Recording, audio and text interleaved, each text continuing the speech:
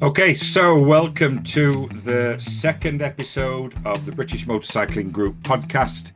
I'm Ian Richardson. We founded the British Motorcycling Group back in 2017 to unite and celebrate riders across the UK and beyond.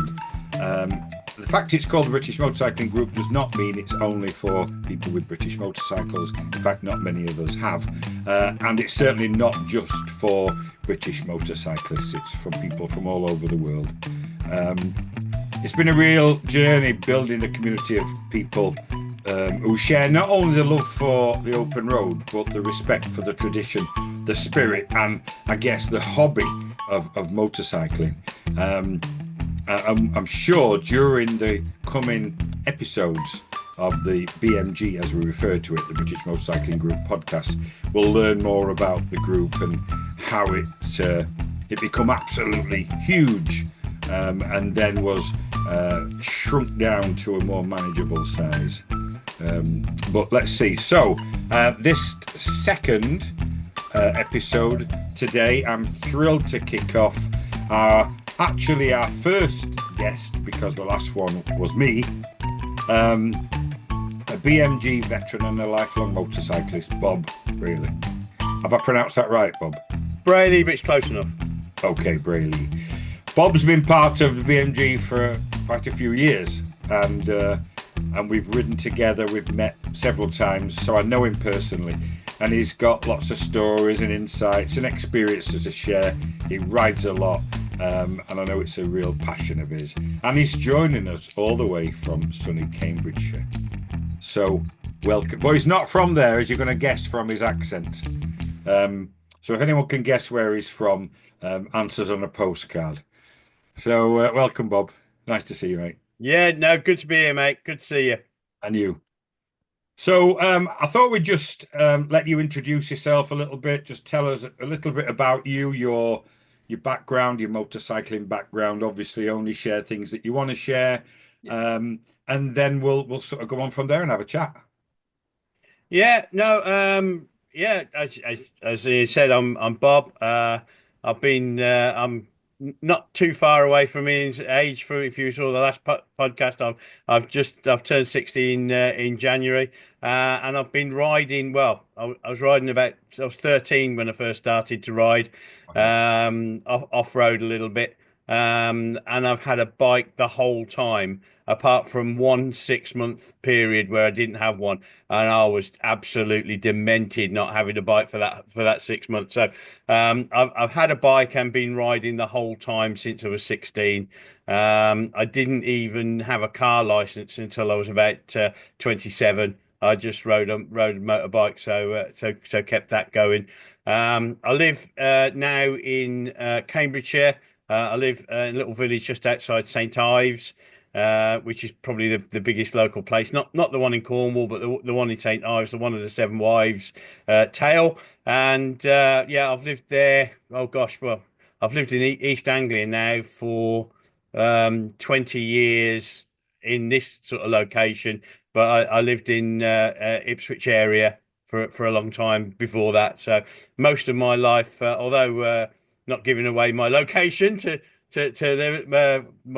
I've lived most of my adult life in East Anglia, which is not where I'm from originally. No, that does remind me of the first time we came down to see you. We rode down to see you. That's right, yeah. And I'd put St Ives in the sat nav and realised after about 40 miles south of you that it was going to the wrong one. So we were a little bit late. We had to come Yeah, yeah. The pasties are better there, but everything else is better here. back. Yeah. And if you're from St Ives in Cornwall or Devon, then we apologise, but not really. So Well, you'll be doing a lot of that today. so you mentioned, Bob, that you've been riding sort of off-road since you were 13 and on-road since you were 16, a bit like me. Yeah. Can you remember what your first bike was? Oh yeah, the first thing I rode with a an engine was a rally runabout.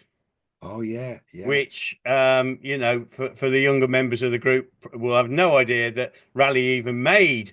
I think it was a moped but it was very much a bicycle with a 50cc engine strapped to it and a tank squeezed underneath the bicycle seat. Right. Yeah. And a friend of mine had two of them in various states of disrepair, and we worked together to actually get them running. And then a bit like you, Ian, it was out into a field and ragging it round a field, causing things that we would tut and shake fingers at now, but then was just absolutely brilliant. So that was my first experience, and I think that's where the bug came from. And it's Um, it's really funny. Sorry to interrupt, but when you said about how we like about young people now, and I said yeah, that the last one, but it's true. Whenever I absolutely. see young kids, and there's always on, I live in a small village as well, and there's all Yeah. these Facebook forums, of course. And on these forums, have you seen those kids running around Oh, yeah, on their they're dreadful, bikes? aren't they? Yeah, I hope they fall off and hurt themselves. And I'm thinking, wow, how things have changed. That was me. Yeah, yeah, yeah. Because you can bet your life half of those people all did it themselves, don't they? Yeah. That was me. Yeah. So, Yeah. what about when you got to 16 and you could ride a moped? What was Well, I actually had access to another one before that. My all right? brother bought a Yamaha YB80, Yeah, which that was like an bike with the overgrown fizzy yeah, yeah, FS1E. It was an overgrown one of those, and he had access to a school playground. right. And when he got the bike, he allowed me to ride round there, and that was the first proper motorbike I had. Did the school So know that he had access to the playground? no, I'm sure they didn't. No. Um, Yeah, but so the YB50 was the 80, sorry, it was an 80. And then when I turned 16, I'd actually um, where we live, my brother had a friend who had a Lambretta scooter, right, and I can remember seeing that. My uncle had a Rocket Gold Star BSA, right, and I'd grown up with that in my life. And he'd gone to the BSA factory in Smallheath in Birmingham, oh, wow. and they'd gone through the whole process of this bolt is your first bolt for your bike, and they took him round while his bike was built. And he had this bike, so I got the sort of the passion for the BSA Rocket Gold Star. Then this Lambretta that I was fascinated with when it was parked in our back garden when this guy was Yeah, visiting my brother. So when I was 16, it was absolutely I was going to have that, and I think mom and dad had given me a life insurance policy which matured and gave me the princely sum of £95, ooh, not which as soon as it landed in my hand was straight out and bad. bought me an FS1E moped for Oh, 16, yeah. which was a right bag of nails. It was it was the popsicle purple coloured ones, with a really raucous Italian expansion chamber exhaust pipe, and the thing wouldn't pull the skin off a rice pudding. It would do about 18 to 20 mile an hour flat out.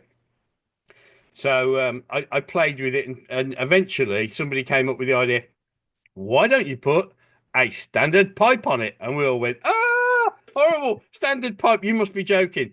Yeah. So I got hold of a standard pipe, tried it, and do you know what? It actually worked. It worked much better with the standard pipe. Yeah. So I went Anyone out would and it, think that that massive Japanese company had researched it yeah, and absolutely, yeah, yeah, with going back with hindsight, the Yamaha Motor Company with all their resources had a much better idea than a 16-year-old snotter wanting, with his bike, know what was best. So I put the standard pipe on, and it was great, and I had my first year with the moped. And how I survived that first year, I'll never know. No training, crap kit. no. Well, it's interesting because if you watch I know you did watch the first episode last week, um, where Michael Hill from Austria interviewed me, and I mentioned about the Honda SS50 that I had, and actually I had that before I was 16, and I'm desperately looking for in my mum and dad's attic, my mum's attic. There's a suitcase full of several suitcases full of old photos as they were, because no digital then. And one of them is me pretending to pull a wheelie with a brown 1970s pullover on this Honda SS50, which was yellow. But I failed to recall and therefore mention on my story that actually I bought a brand new Suzuki GT50. Okay. I think there were several versions, but this one had a small fairing on the front, small like nose fairing. And I have got a picture, and I'll put it on the group sometime later on. Not of that bike, but of the same type of bike. I don't think I ever got a picture of it, and probably the reason why I didn't remember it was because I bought it from a place called Cusworths, which people in my town, certainly in Yorkshire, will probably remember as being a big dealership of brand new bikes on the ground floor, and then they had a lift which allowed them to take bikes upstairs. And on the top floor was usually second-hand bikes. And as a kid from 12 upwards, I was always up there, and I could smell the petrol and the oil leaking out of these bikes, and just put me in heaven, going up there. Never really looked at the new ones. But when I was 16 and I'd ridden the Honda SS50 into oblivion, I bought this Suzuki GT50, and I think it was, but someone is going to say to me that sounds really expensive for then, and it might be, but I think it was £12.50 a month, and that'll have been around 1970. 79, I'm going to say. That'd have been about right, because they stopped making it not long after that. Right. So I bought that brand new red, and it had a speedo, rev counter, little, it was nice. Yeah. But I'd had it for about 2 or 3 weeks when the indicator stopped working. And I thought, it might just be the battery's a bit flat. And I'd been used to old bikes that were knackered. So, not really thinking it can't be that. I've charged the battery up overnight, tried it again. Nah, it must be just a bad earth. I'm going to take it back. So I took it back to them, and they had a little workshop down the side. They had a workshop on the right-hand side. And I remember taking it in and saying, I wonder if you could look at this for me. I've only had it a couple of weeks. And they said, yeah, come back in a couple of days. So I had to go home on the bus. It were 2p on the bus then if you were 16. And then a couple of days later, go back just on off chance. And they said, oh, I've not looked at it yet. And I was like, wow. Of course, I must have been a bit thick. I didn't ring them. Well, we didn't have a phone. If I'm honest, we didn't have a house phone. We used to go to my auntie's to ring, who wasn't really my auntie. She was a neighbour that we called Auntie Frida, but not really an auntie. But that's how it was. We had lots of those back in the day, didn't we? Didn't we? Yeah.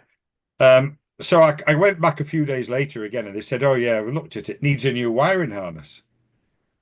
So I said, "Why?" And they went, "Well, it's rubbed against the frame, and it's shorting it out." I said, "Well, can't you just tape it up?" No, not on a new bike. It's like regulations, if you like. If we repair it under warranty, it's got to be done properly. So they said, we've ordered one from Japan. I said, you got one in? No. I was like, right. So can I check my bike? No, I can't let you use it when the indicator's not working. Plus, we've stripped it half down to get to it back at workshop. 10 weeks. 10 weeks without that bike whilst we're waiting for this wiring harness to come. And that was just, can you imagine being 16, all your mates on the bikes, and 10 weeks? Horrific. We eventually got it back.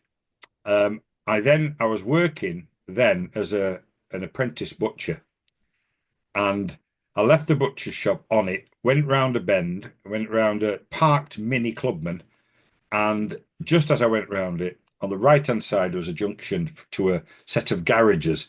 In council estates, they had garages at the back. Yeah. Not your own. And someone in a camper van, old Transit Mark 1 camper van, just pulled out. I hit him, straight over the handlebars, broke both my wrists. Forgot all about this, last week. Wrote the bike off. Um, so I didn't have much luck with that bike, and I think maybe subconsciously I'd forgot about it.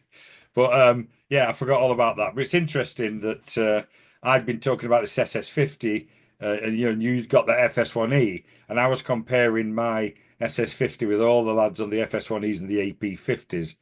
But mine was a four-stroke, but I had this Suzuki GT50, which was a two-stroke. Yeah, I saw lots of SS50s, usually in the rear view mirrors as I disappeared away from.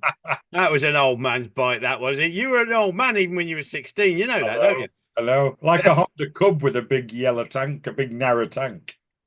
Yeah, no, actually, the SS. I have a little bit of history. That was the first pillion I ever rode on. Was it? I was in the Air Cadets like your son, Yeah. and we were playing. I was picked to play football for the wing, and another guy on the squadron, he got picked as well, and he got an SS50.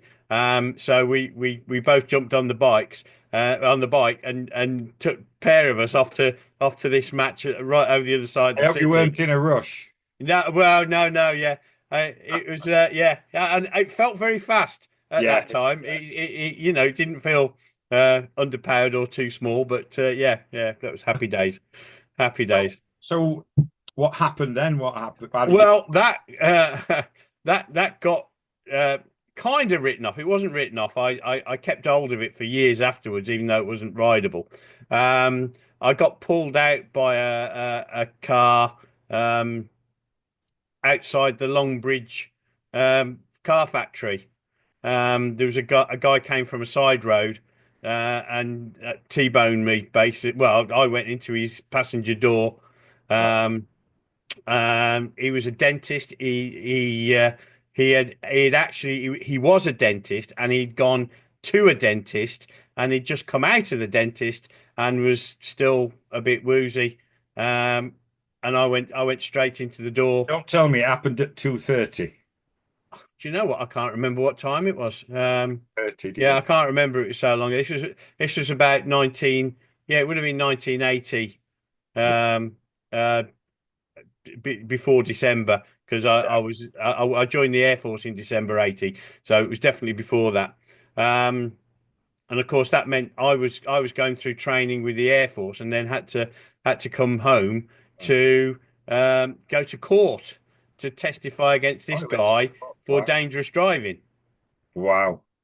Which caused me all sorts of problems going through training. I had to be pulled out of training and have a day, and I had to go down in my number one's uniform and stand there with some squadron leader next to me, talking, Because you were talking. under 18, you had to have an adult. Yeah, Yeah. absolutely. So I was there. So yeah, it caused me all sorts of problems. So that was written off. But I got a tiny bit of compensation.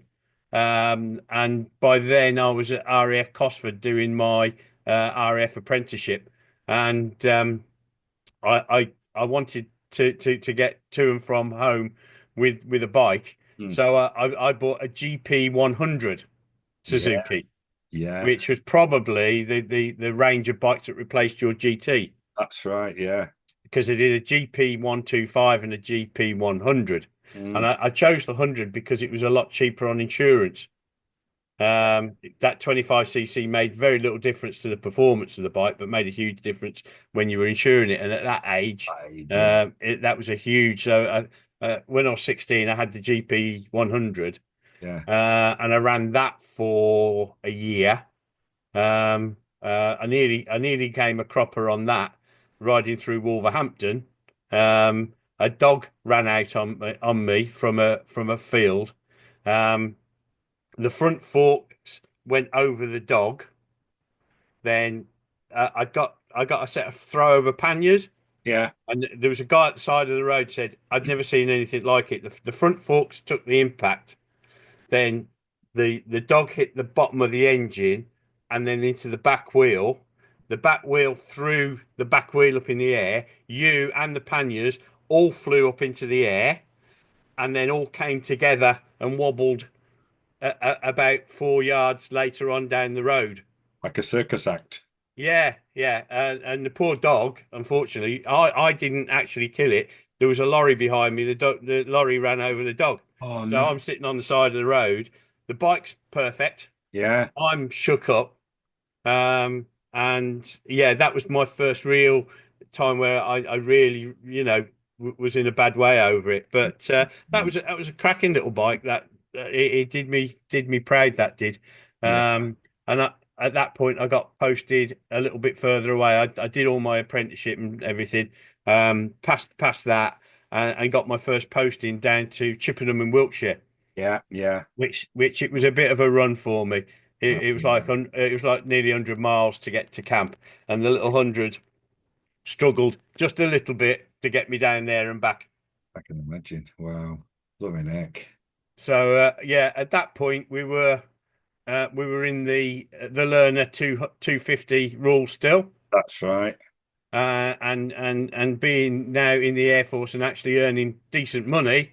I took my new well earned gelt, and I bought a brand new RD 250 LC Oh, in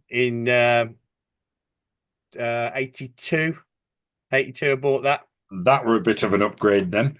Oh yeah, yeah, yeah. And the other bikers were quite jealous because even though it was only a 250, it was more than capable I'm gonna of say holding its own that's one in heck of a any, 250, isn't it? yeah, with any other bike at that stage. Because it was 55 one of the first microfoot. monoshops and everything.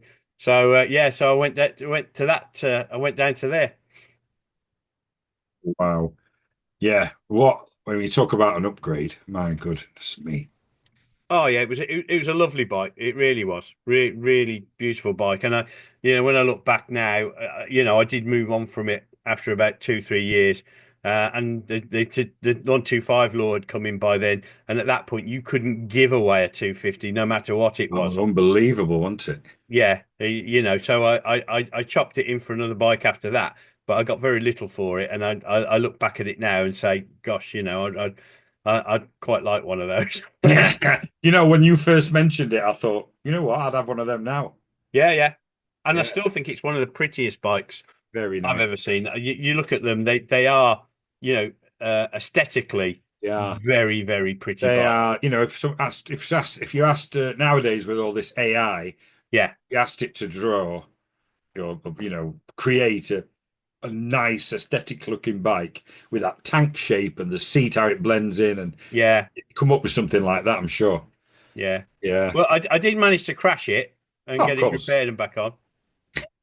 By then I'd moved up to Lincolnshire, Right. and I was just outside Lincoln, a place called Swinderby, Yeah. No, and the road from Swinderby, I think it was the A46 as it was that ran past the big road. I came out of camp on a cold day, and off down the road, and I went what did into it this. do? You heard it. You can run it back. You know, be kind. Rewind if you want to hear that again. Uh, I banked it down to go. Front wheel went, and I'm scudding along the ground on this sort of ice. Um, and at the time, I've been back a few times now, and they've changed the road quite a bit. But there was quite a high step from Right. the curb, Right. and if I'd have hit that curb, that probably would have thrown me up in the air and Yeah. could well have killed me. Yeah. But when you think all your stars are aligned on a particular day. So Not very as often. it was, No. there was a drop curb for a tractor to go into a field. Right. So I went up the drop curb. So I didn't hit that curb. Oh yeah, absolutely. It's German again. Go Um, for it. Then there was a big drainage ditch because it's so flat there. There's a lot. Every field's got a huge big draining Yeah, ditch. that's If right. I'd have gone into that, do you know what? Quite possibly could have killed. But because it was um a drop curb, they Yeah. got a little bridge across the drainage ditch. No way. So you So hit the drop curb and you hit the. I'm scudding on the side, and there's a big heavy metal gate which the farmer just happened to have left open. Wow. So I went through sailing through the gate and then into the field, which he had played the day before, and went, you know, all the mud and Yeah, crap, yeah, everything, yeah. everything. I'm covered head to toe in some sort of manure and crap and Yeah. everything. Some of it Uh, from the field. in the field, sitting there, I just got up, kicked the saddle, and walked back to camp. And not my buddies, a buddy of mine who was there. He had a C90 Cub, Yeah. and I just knocked at his door, and he opened the door. And said, "What the bloody hell have you been doing?" I'm covered head to foot in everything. So yeah, and we recovered the bike. Went to Lincoln to Webb's straight. That's how the frame straightened, and it was back on the road again. But Wow. yeah. Yeah. I can see what you mean by having all your stars aligned there. Oh yeah, yeah. I mean, I've revisited that several times, and I've worked it out. The possibility of all of those things happening at the same time. Mm. Just sometimes things are just there that happen, don't they? Yeah, they But do. yeah. And you know what that does? It does remind me a little bit of when I told you I'd hit this camper van. Um, it was an old Mark One camper van. It was old then. I'm guessing Mm. 79, 80. It was like a 68, 70, and cars rusted quick then. Um, and I hit the front wing. If you remember, they had the square headlamps at the two, Yeah. like, remember? And it literally crumbled. It was just underneath, it was just brittle rust. And I remember it shattering. And I went over the handlebars, and council houses always have this like 18-inch brick wall around them. Well, I must have gone over that, didn't touch it. And Mm. I think I momentarily lost consciousness, uh, momentarily, yes. And when I sort of come round with me, not knowing I broke my wrists at that point, shock, my helmet was gone. Full face helmet, properly strapped up, double D linked. Yeah. And I think I remember waking up, not waking up, I didn't even know I'd been unconscious, but coming round and thinking, where's my helmet? Where's my helmet? Couldn't find my helmet. Looking around for my helmet and found it on the street, sort of 20, 30 yards away. Um, and then going to my bike and trying to pick it up. And of course, I broke my wrist. I couldn't pick it. Was I'm thinking, oh, it's heavy. How is it heavy? It's only a moped. And I was like, and the bloke said, "You leave it, mate. Leave it. It's all right. It's all right." And I said, "I can't pick it up." And obviously in shock. Isn't that amazing that this only happens with motorcyclists?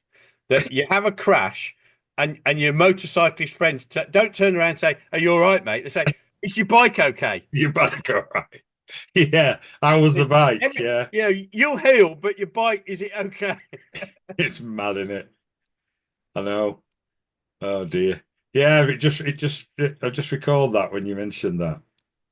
Yeah. Um, so you'd moved on to a 250. You were in the RAF by then. Yeah, yeah, and I only had a short spent a time in Lincolnshire at that stage. I've been back again since, but I then got I then got picked up for promotion again, and I went back to Cosford for a further upgrade of skills. So I spent another 18 months at Cosford doing my fitters course, and then I was then posted down to oh gosh, where was Watsham down in uh, Suffolk, Yeah, not far from Ipswich, which is where I ended up for a long time. And of course, again, the at that stage, I got a lass who liked to go on the back, and the 250 was okay, yeah, but wasn't the best. So I bought a GPZ 550 Kawasaki, and that was my first proper sort of big bike at that stage, yeah. which was a I mean, actually in performance it probably wasn't a huge massive up, but in terms of two up and comfort and all the rest of it, it was a definite upgrade. And it was the first four-stroke bike to have a monoshock suspension. Wow, um wow. it was the GPZ 550 H2, which had the first monoshock on a four-cylinder four-stroke. Yeah, yeah, Uh, so you know, most of that was running to and from home where my lass was, and Did a lot of miles on that. My Air Force career took me away an awful lot, so he spent a lot of time under a dust sheet Yeah, in a car park, bits and pieces. Um, and then by the time I'd got round to doing that, it was getting a chore then, chunking up doing 150 odd mile every weekend each way, and freezing in all weathers. So at that point, I did actually take my car test and bought a car. yeah, We were then in the dual thing of, the bike was for pleasure, not for the commuting, which I yeah, think we all get there at one stage yeah. or Of other. course we do. Yeah, But or yeah, most people. Yeah, yeah. Um, then I went off to Belize in Central America, yeah. and I had 6 months there. That Honduras now. Yeah. It used to be called British Honduras. That's It, right. it's squeezed between Honduras and Mexico, with Yes. Guatemala sitting at the side Mm, on the Caribbean coast. yeah. So I did 6 months there, and while I was there, I bought a XL 125 Honda trials bike. Nice, nice. They're So usually white, aren't they? Not yeah, always, it but was white with sort of with the red red decals on it. pinstriping and whatever. Yeah. Um, I think like a lot of the vehicles there had been stolen from America at some time because it looked Shipped in a container on back of a shipping yeah, absolutely. fishing boat. But I ran all over Belize with that, into Mexico, Honduras, you know, just pootling around on that. Yeah. Had some, it was a very reliable, robust little bike, perfect for that. Not too big, you could really go places on that. The only it was good in terms of the things I saw and the places I could get to, Yes. because you could get round dirt tracks into the jungle and see Mayan ruins and things that you probably couldn't even get a car down, but I Yeah. could do it with this little bike. Yeah. The only time I felt very vulnerable on it was they have they have a thing called land crabs. These spawn in the sea and then they come onto the land and there are literally thousands. And these crabs are sort of about this size, claw to claw. When you said Uh, land crab, I thought you were going to talk about a Morris 1800. No, no, no. These are actual land crabs. They're quite big and they're very aggressive.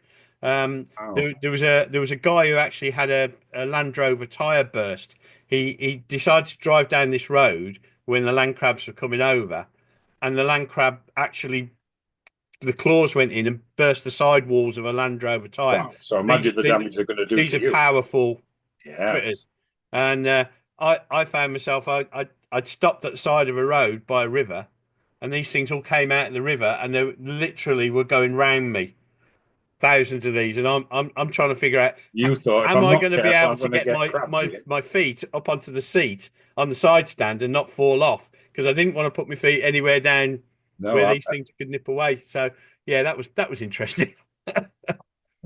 can't believe it, can you? Yeah, yeah, Things but like that just But yeah, randomly. no, yeah, I enjoyed that little bike, and as I say, I saw a lot of things, and was able to really. It was the first time I'd ridden overseas, Yeah. and it was, yeah, it was just an amazing experience to be able to take that little. So I have a real hot spot for the XL 125. Yeah. Um, I say lovely, lovely little bike, very gentle power delivery, Yeah. perfect for off road, and perfect for a beginner actually, doing those sorts of things. And had That properly is it. knobbly tires on, and you could go anywhere with it. There's one for sale on Facebook Marketplace somewhere. Yeah, And I've seen it over the last few days, and thought, you know what, I'd love one of them just so I've got it, just for yeah, that very reason you've talked about. That's that gentle power delivery, not too fast, not meant to be fast, just comfortable going where you want to go at a steady pace, yeah, not too worried about whether you sort of drop it, can I pick it up again, or will it, yeah. The amazing, simple, straightforward, and very rugged bike, weren't they? yeah. No, no, a great companion. So yeah, I did 6 months there. Had a great time. Came back to Suffolk. Still had the GPZ at 550, and again, it really wasn't much of a. I used to do the odd ride by myself, but it wasn't really a biker. There wasn't much of a biker ethos then. There wasn't the bike nights that we have now or anything. It was just people just used to use them as transport and then enjoy riding them themselves Yeah. around.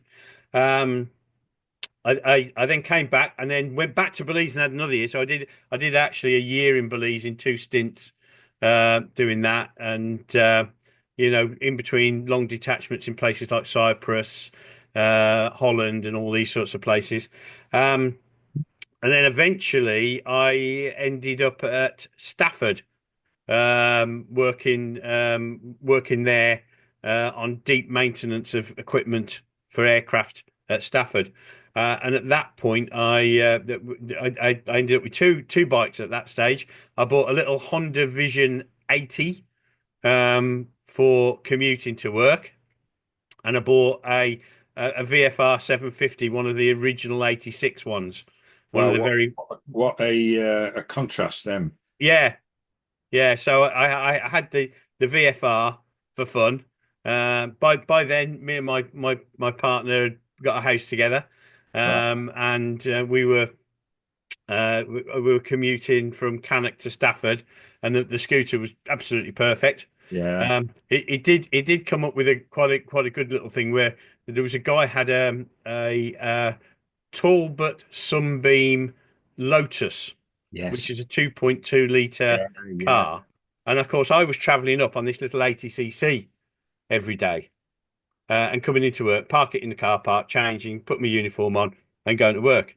And he just kept taking the mickey out of me for coming in on this thing. And I said to him, I said, I tell you what, I said, I'll do you a deal. I said, £100 down.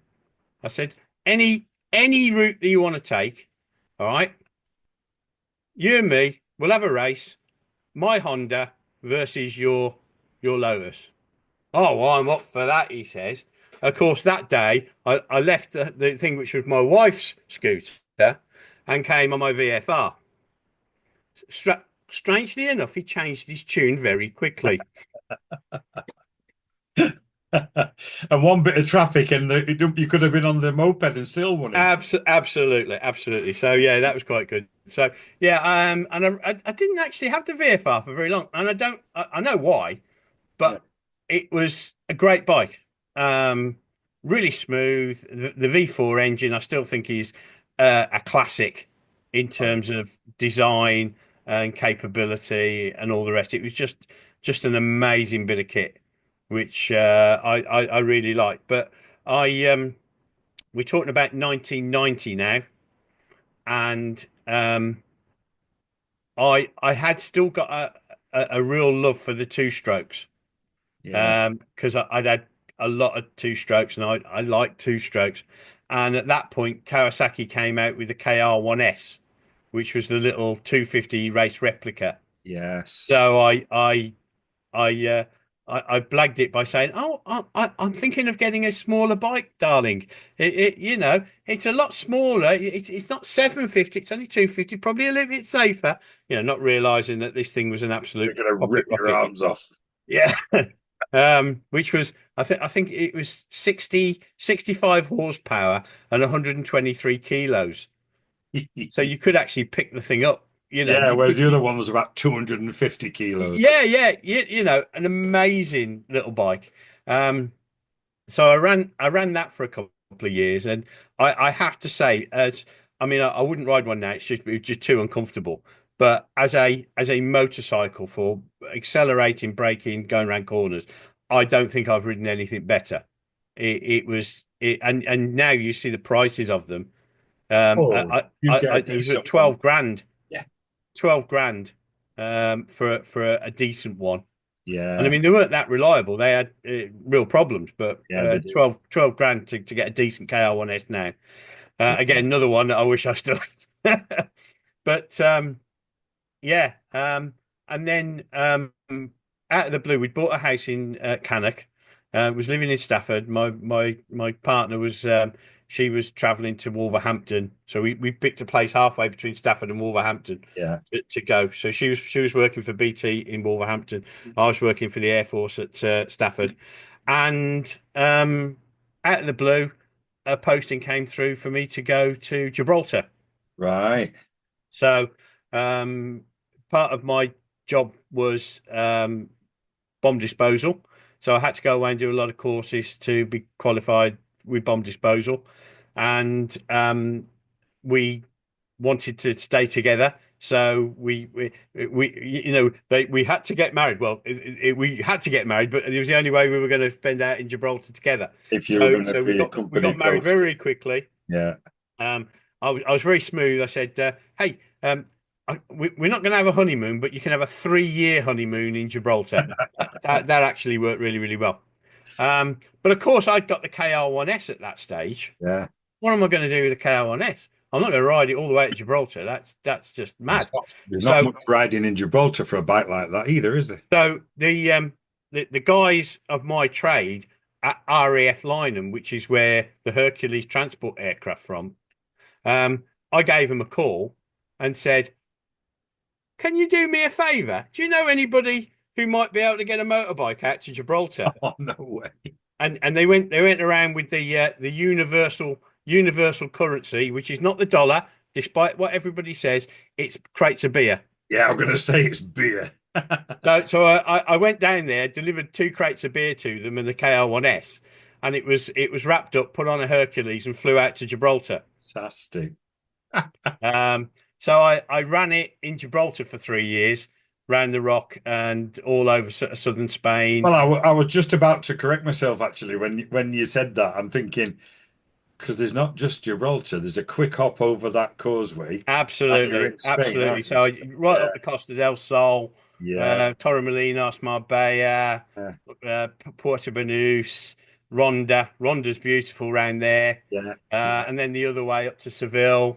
Um, and just a mate. Although it was the first place I got done for speeding What was Spain or in Gibraltar? Spain. In In Spain, Spain. yeah, they love it. One Sunday morning, they've got this thing where the Spanish roads, um, they've got a speed limit, but they will reduce the speed limit on a corner. Right. So it was a 60 kilometers per hour um, road, Yeah, and they reduced it down to 40 and then back to 60 in a very short space of time. Of course, I'm on a KR1S, which you only have to think about, and it will go around a corner at any speed you want to go through. say. I did it at 60 all the way round, and a Guardia Civil, not the local police. Hopefully, if anybody's had anything to do with the Guardia Civil, they are paramilitary, Yes. nasty pieces of work, and Yeah, they got me the other side of the corner. So this was 91, right. and they fined me £350 on the spot fine. Of course, you always carry that amount of money lying around. Why wouldn't So you? you have to have a bail bond if you drive in Spain, so that if you do get pulled for anything, you can give them the bail bond and then you pay your fine later. Yeah. So I had to give them that, go back to Gibraltar, get the money No on a way. Sunday morning, and then go back and give the police the money. I bet that T-boat was full for months. Oh, mate, the trouble I had from here indoors for blowing that amount of money I for bet. what was effectively 20 kilometers. We, Yeah. we worked it out. It was something like it was something like about 30 about 3 or 6 quid on every miles per hour over the limit. It worked out a ridiculous amount of money for every. So yeah, it was. But yeah, so I had that there. Um, and then when I came back from Gibraltar, Yeah. again, universal currency, crates of beer to the movers, got my bike put in, back to Lynham. I jumped on the bike at Lynham and rode it home. Um, Fantastic. then we moved from then up to North Wales. So we were living. I'd got a originally when I came back, I had a short period of time Shawbury, which is just outside Shrewsbury. So we Right. stayed in the house that we'd bought in Cannock, and I commuted up to Shrewsbury every day, which Yeah. was terrible. And then I got a posting to the careers office in Wrexham, doing careers work. So and this was the start of a new sort of era for me, which going on is a good thing.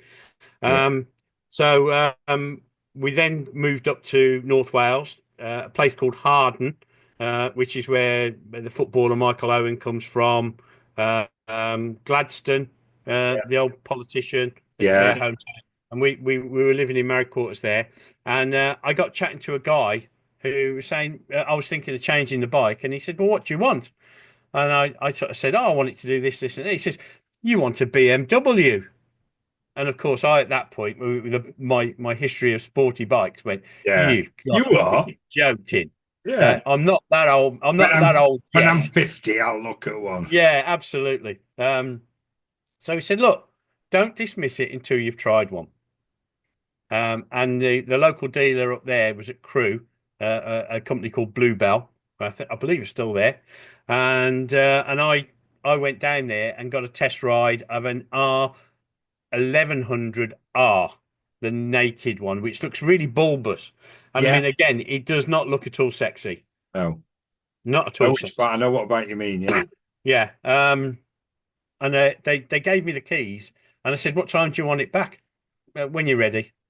He said, "You need to ride this for a little bit of time to actually appreciate what it is, especially with what you were riding at the moment." Mm. So I took this bike out and I went up into the Welsh mountains with it, and it was just a revelation. It was just so comfortable, so torquey. Everything worked really, really well, and that kind of got a bug into me Yeah. about, it started me thinking about BMWs. 'Cause I know you're a Um, BMW man. Absolutely, and from there, um, when I finished at Wrexham, I got a post into Germany. So at that point, I sold the KR1S, and that was the short spell of time, the 6 months that I never had a bike. When I sold the KR1S, and we settled up into Germany and Yeah. everything, and I was like, honestly, I was vile. I was not a nice person to be with. It was definitely motorcycle withdrawal symptoms. It was like a junkie coming off heroin. It was absolutely dreadful. And at that point, the R 1150 GS had come out, and that was a big step up from the 1100 GS, and it Yeah. was brand new, and it come out in Germany before in the UK. What year was this, Bob? Can you remember? This was, oh gosh, that would have been 99 into 2000. Right. So And is this they're the bikes that you and McGregor and stuff did? Their absolutely, first one, that's aren't that's they? the one, but it was about 2 or 3 years before that. Yeah, when they first came out. And because I was serving in Germany, I managed to get it. I got it tax free. It's free, yeah. You got to keep it at least a year, is it? If you do. Yeah, that's right. So I went down and got a brand new R 1150 GS, brand new, from one of the first ones in Germany I got. Wow. And again, we were riding around. A lot of the guys had bought bikes, mainly GSXRs, Fireblades, Yeah. this kind of bikes. And there was this stupid looking bike with a funny headlight, one big one little one, and sticky outy things looking like it should not. Absolutely tearing them up. Yeah. They really struggled to keep up with it And because it of was just, course, that continues to be the case with the GS now, where yes, people see right up to now the new 1300 yeah, GSA and stuff. People are like, oh, it looks weird. But I'll tell you what, when you get on one, as I found out, and I know you celebrated me going German with yeah, my BMW 1200 GS when I bought it. I remember you, oh, you've gone for it, then you've gone BMW. And I was a bit unsure, and I mentioned in last week's podcast about the height of it. But I'll tell you what, people it's a don't machine. expect you to be able to keep up with them on their sports Yeah, bikes. and it shouldn't do. I mean, it was really heavy. It was only 85 horsepower. Yeah. It had no right to be as capable. as it was. Nothing should have worked. It didn't have That's honest, forks. It really. was shaft drive, which everybody the convention of the time was crap. It Yeah, just sapped all the power. yeah, There was so much that was should have been wrong, yeah. but it wasn't. No, absolutely. All the components came together to be a stunningly effective bike. And if you wanted to jump on it and ride 300 miles, you could do that and get off and not need an osteopath. Yeah, And that as was well the as beginning of your love affair with BMW, was it? absolutely, yeah, no, it was. It was just a eureka moment. The light bulb came on and went, yeah, don't judge a book by its cover. Yeah. With motorcycles. Mm, So I ran that in Germany. I think the most memorable thing I did while I was actually living in Germany was I did a lot of research into my family tree, right, and we ended up with a cousin of my dad who had died at Arnhem, right. and Arnhem was about an hour and a half ride from where I was stationed in Germany. So I jumped on the bike, and he's the only one with my surname in the entire Commonwealth Graves records. Wow. We obviously a family of cowards who managed to avoid all the things that were likely to get us killed, Oh, good. apart from this guy. Okay, and he was a glider pilot at Arnhem, and he was killed during Market Garden when they went to do the thing. We hadn't got a grave, but I later found out there's about 30 unmarked. Well, they're marked, but it's just unknown named of glider pilots. So I assume he probably one of those, Yeah, but yeah, his name is on the memorial at a place called Oosterbeek. And I turned up, and in Germany you have to have with the bikes, not the cars, you had to have German number plates. So I right. got a German number plate. I'd bought all my kit tax free from Germany. So I'd got all this wonderful German, So for all amazing intents and German riding purposes, kit. Turning up to this war cemetery, with all and these Brits on the tours. oh God, I thought the Dutch were going to kill me. Yeah, I'd say I'm really sorry. I'm English, and this guy here, he's one of my relatives. From that on, oh, you're brilliant, you're wonderful, and everything. I thought they were going to hang me up, you know. You know, my grandfather on my dad's side, he was responsible for downing 11 German Luftwaffe aircraft in the Second World War. Yeah, he was a terrible mechanic, wasn't Yeah, he was a mechanic for the Luftwaffe. Oh, why did you do he? that? Yeah.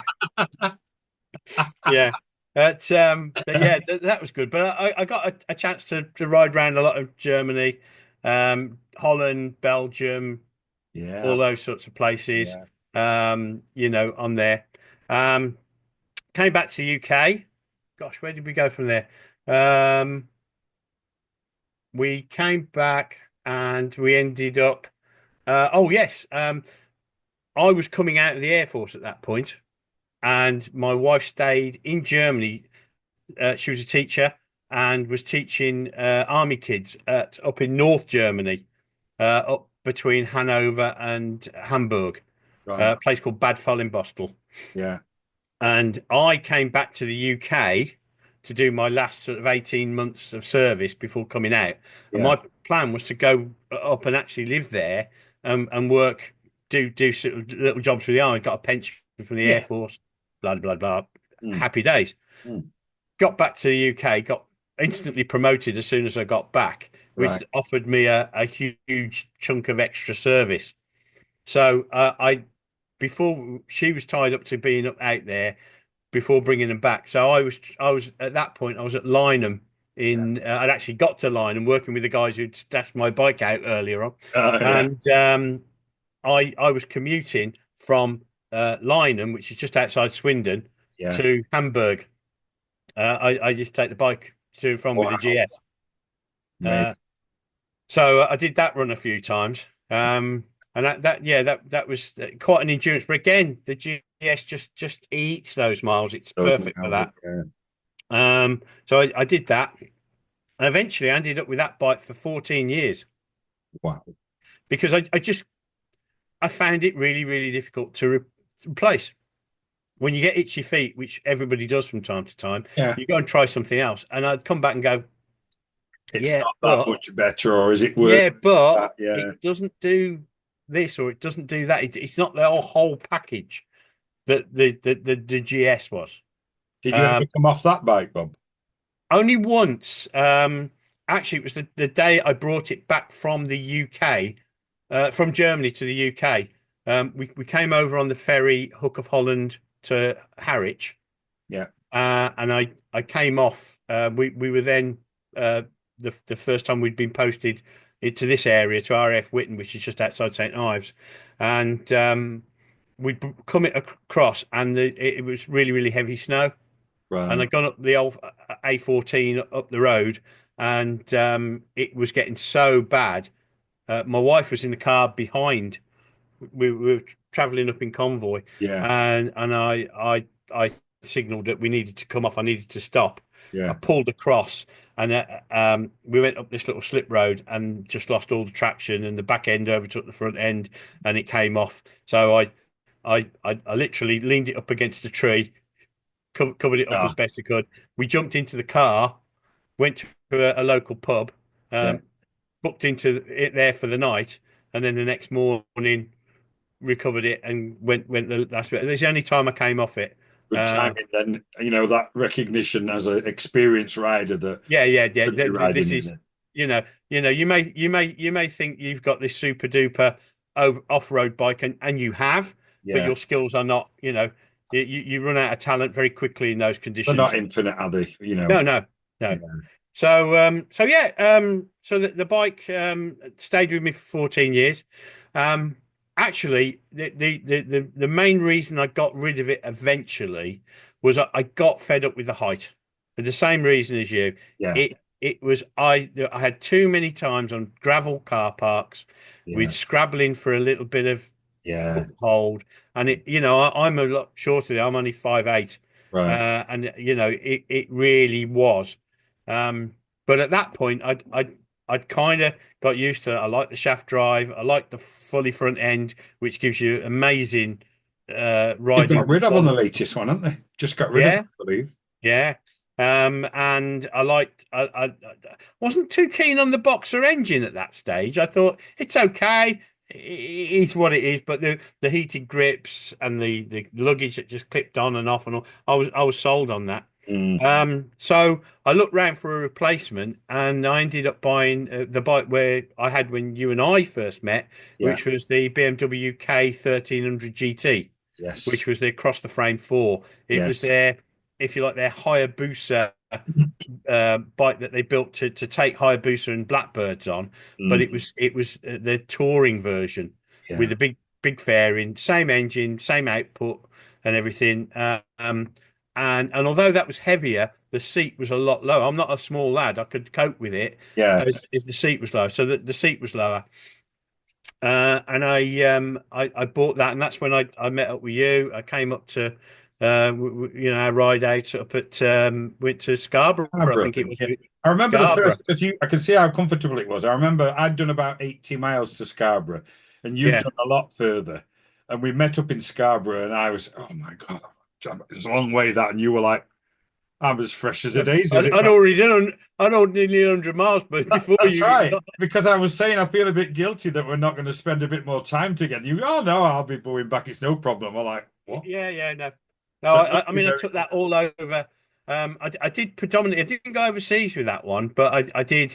I did all over Wales. We did the up to Scotland and up round the top of Scotland, and all of that on it, and yeah, it just ate everything.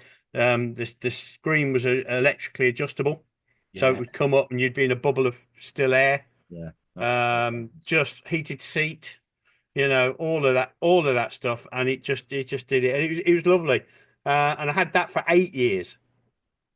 Again, it was a difficult one to get rid of. Yeah, In the end, I did decide to get rid of it. I wanted something else.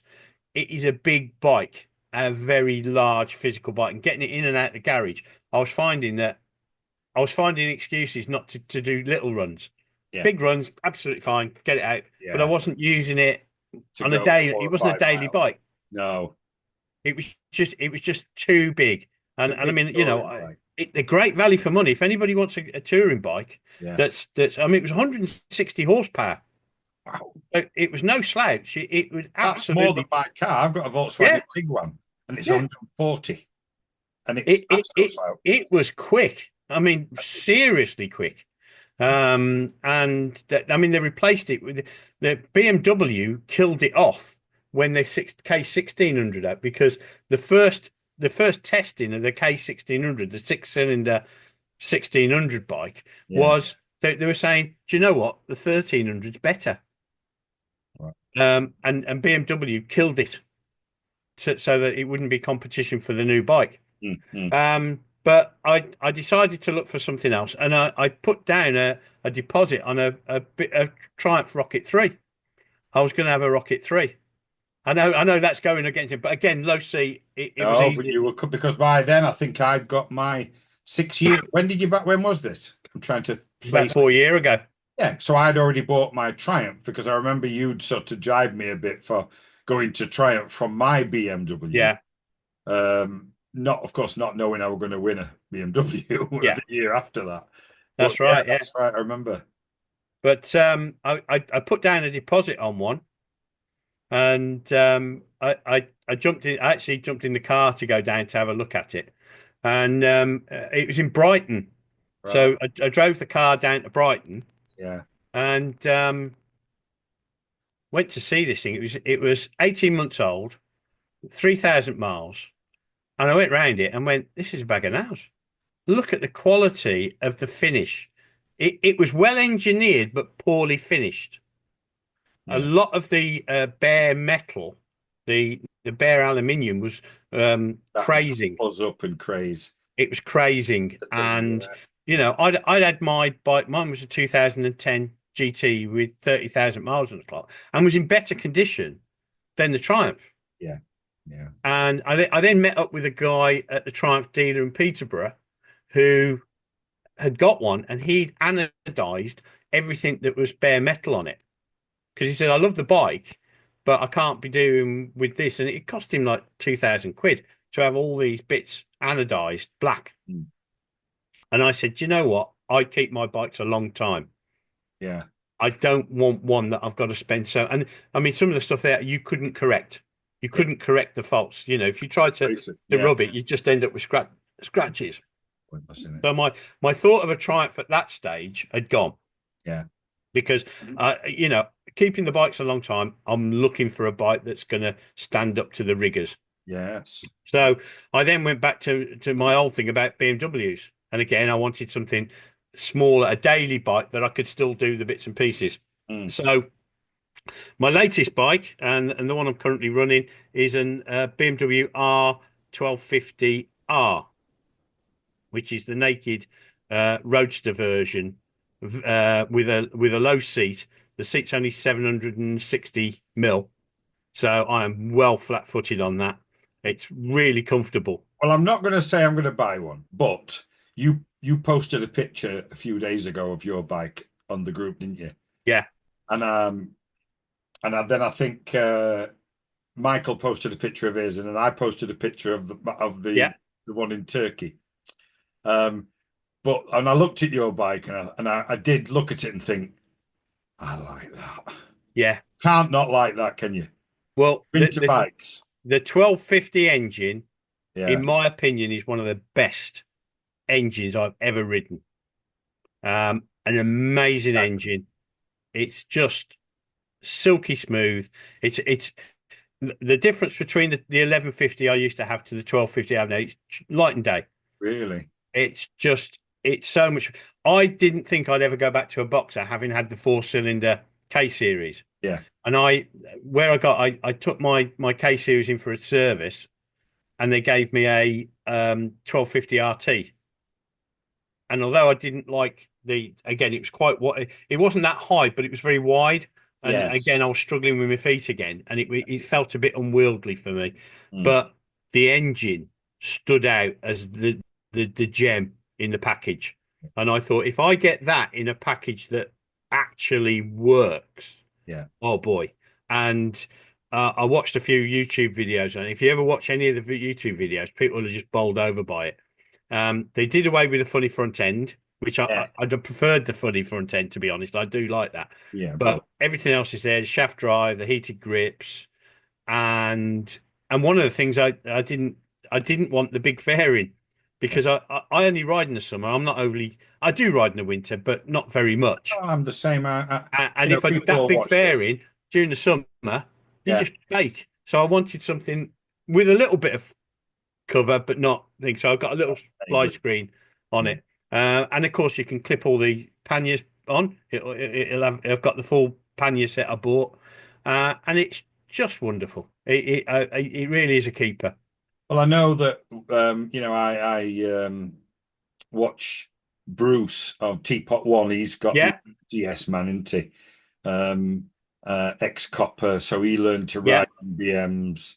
Well, sorry, he did his bike police pursuit course on the BMs, and then he had the 1250, and now he's got the 1300. And I know that he says the 1250 stock was a much better engine. yeah. The Oh, 1300's too refined, too I can't I don't want to put words in his mouth, but I know he said it. He's changed the headers and he's changed this. He's took the decatted it all sorts to make it what he wanted it to yeah. be.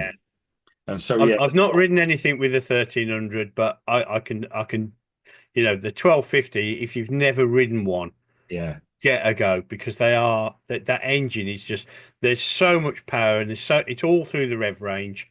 yeah, It's more power than you'd ever need. yeah. And it's certainly with the R, it's a lot lighter. It's about 40 kilos lighter than the Wow. the GS. And so it's a smaller package, Yeah. more manageable, Much and improved power to weight ratio. if you want to just cruise around, uh, uh, you know, enjoying the scenery, it'll do that all day. And it gets to 4,000 revs. The shift cam changes. All of a sudden, you've got 140 horsepower nearly um, to play with, and it goes like stink, and it's all about torque. Did that get Just wonderful. introduced? I mean, the wasn't that the Honda introduced that on their cars, the They Canter, the yeah, and they did VTI or it with the something. VFR. That's That's when it. they Yeah, actually ruined the VFR because yeah, they put that they what did they call it? VTEC. that's right. VTEC. Yeah, And the I because I've always kept an interest in VFRs. It's yeah, not the latest one that is out now is okay because right. they've refined it, but the original VTEC, Yeah, it was like a two-stroke, and what that's they were right. finding was people were halfway through a corner, Yeah, the VTEC would kick in, they'd get a big boost of power, and the back end would break out. and it throw them off. Yeah, So it didn't go down. This you would not know. that's smooth. If you read any of the articles or particularly that there's some really really good ones. I mean, Teapot One for one Yeah, does a review of my bike, yeah, and there's a guy who's got a GS 1200, the same as yours was, yeah, who tests one very like mine, yeah. and he's called Fentor, excellent guy, and he rode one and he just bowled away by the package that the R is, and everybody ignores the R. They all go for the GS or the RT. Then nobody goes for the R. And I mean, I picked it up for good money, you Yeah. know, and it got a Krapovic exhaust. It had got the option 719 wheels. It was got a lot of things on it. And that's a quick. I was going to actually, you introduced that. I was going to ask, is it stock? Is it standard? No. When it came, it had the option 91719 billet mirrors, Right. which are very flash, but not necessary, but they look great. Yeah, yeah. It had got the little fly screen, which I've now upgraded to the higher one. It got the 719 wheels, which are like 2,000 quid for those. It got the full Akrapovic system, which was I mean that's 1,500 quid Yeah, going on. It got a rear hugger fitted. yeah. Um, I put the luggage on. I had because it didn't have any luggage on it. They had the rails, but it didn't have the luggage. So I bought the two panniers and a back box. Are they So hard luggage? Is that hard yeah, luggage? I've got all of that now. So you can come out with a naked roadster, do all your normal stuff, and then if you want to go to Scotland, you can just plunk the bags on in 2 seconds flat, and you can do that as well. And it's just an amazing bike. So you brought us right from being 16 Yeah. through your career and you're traveling and you're being posted abroad, right up to having this amazing BMW that I know you Oh, love. very pleased with it. Yeah. Yeah, definitely. So I suppose I would, a bit like I've done, I was thinking about how you feel those years of riding all those different bikes and being abroad in the RAF and coming back and stuff. How do you think the culture's changed from your observations, your motorcycling culture? From, Well, it certainly got older. yeah, well, I think riding bikes was easier to get into back in the day. I think the insurances were more reasonable. I think the tests were easier to pass. yeah, When I see what the young guys have got to go through, and I understand why they want it to make it that way to reduce the people, but ultimately it's taking people away. When you look at the hoops that you have to go through, a young person just has to wait until they're 17 and go start driving a car. and that's what they're doing it a And lot of. that's what they're doing. Though when they started putting those, you had to do the CBT and then you had to do the theories. It just made it so difficult Yeah, for people to get into. And I do like you. I do a lot of the bike meets at the local pubs and everything. And a few of us old boys have actually we've had a pact yeah, that if somebody turns up on a 125, yeah, we will go and talk to them and big brilliant. their bike up, Yeah, you know, because if they can get that feeling about motorcycling, the passion that we had, that they'll belonging, that continue. camaraderie. Yeah, And it's no good saying, "Oh, it's a Chinese bike. I'm going to run it down."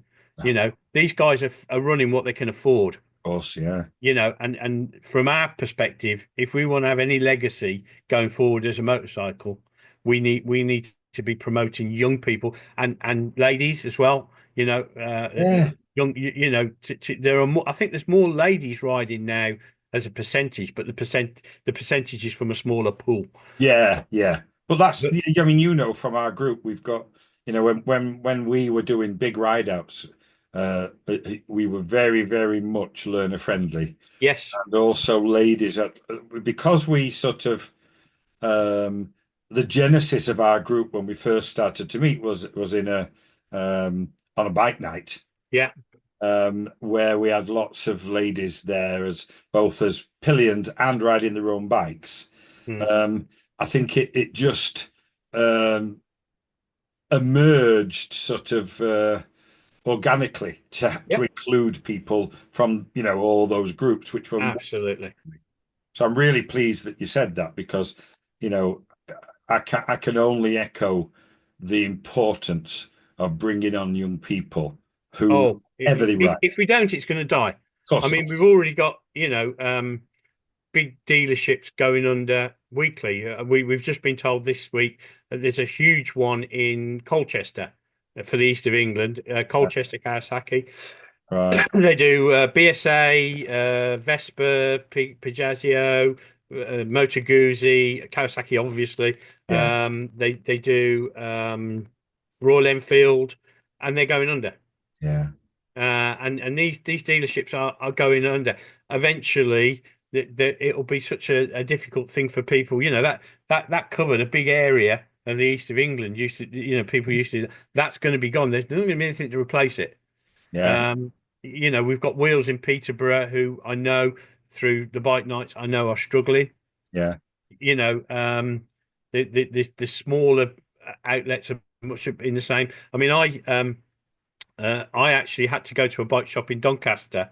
I was riding the K60, the K1300, and I stopped at a garage to refuel halfway. I was going to Catterick yeah, with work, and I pulled in, and when I went to start it was dead.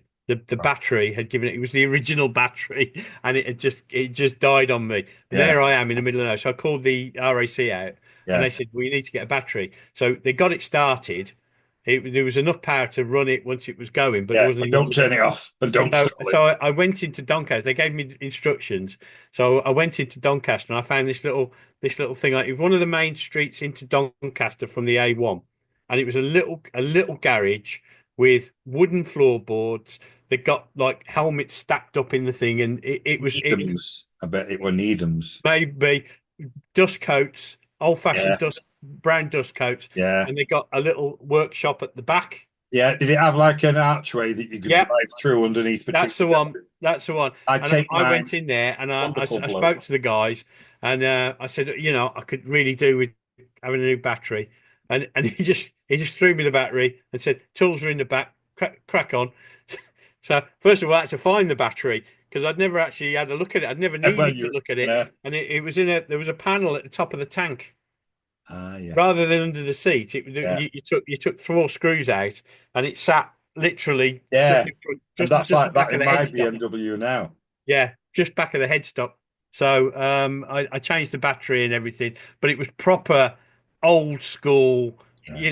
like a 1950s with lots of spare parts on racks I back behind the pray counter. that company never goes.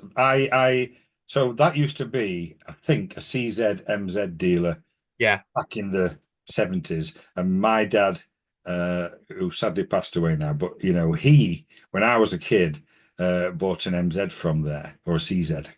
And it used to be called, I think, A1 Scooters mm, because it leads up to the A1 and it's on yeah, Balby Road. And it's now called Needham's Motorcycles. So Needham's. That's it. I knew that the original owner of that, who's Alan Needham, runs it now. It was his dad, who sadly we've lost recently, and Alan worked for him. Now Alan runs it with two or three other lads, younger lads, and I take all my bikes there for whatever they need doing, and for the MOTs, and I just run it, and that's I love the fact you go in through that archway or that Yeah. alleyway under there, through the gate, workshop on the bottom, another workshop at the top there, and then you go into the shop. And like you say, you could be back in 1950s, 60s, 70s in there. There's one in Birmingham who bought a lot of old British bike spares when they all went thing. They bought a lot of the spares. It's called Yeah, C&D Autos. right. Okay. And you go in there, and again, it's the brown dust coats, Yeah, Arkwright. Arkwright dust coat. Um, and you go in there and you go, the C90 is the most common bike in the world ever built. Yeah, So you go in there and say, "Can I have a spark plug for a C90?" Common. Oh no, I haven't got any of those. I haven't got much. No call for those, mate. No call for that. You go in there. Have you got a 1912 Rudge Gingle Gangle Thrunge pin? And he'll go. Funnily enough, and yeah. he'll bring a Big big box of them box. here. Look. He'll just bring a big cardboard box with it written Rudge 1920, and he'll go in. He'll be swimming around in the Yeah, box. And, oh, there you go. yeah. I think Yeah, what you that'd be want, mate. 10p. Yeah, Absolutely amazing, and that was the vibe I got from that Needham's when yeah. I was there. And I just hope. I think when places like that disappear, it's all over. Yeah, You know. well, from your BMW dealers, I'm sure when you've been in there, it's Yeah, like going into a boutique. yeah. It doesn't feel like a motorbike shop, does it? No, it doesn't. No.